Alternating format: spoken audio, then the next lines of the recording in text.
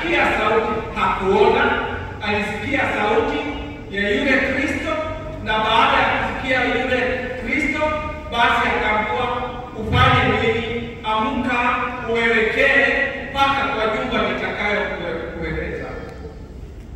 Kwa hivyo Paulo aliokoka baada ya kusikia sauti yake Mwenyezi Mungu.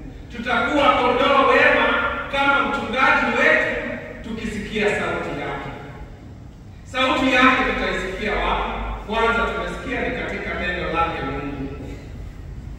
Tutasikia sauti yake Yesu Kristo kwa kuisikiliza mioyo yetu, kwa kusikiliza mawazo yetu, kwa kusikiliza anapoongea. Tunaposikiliza upepo unapovuma, tunaweza pia sikia sauti yake Mwenyezi Mungu.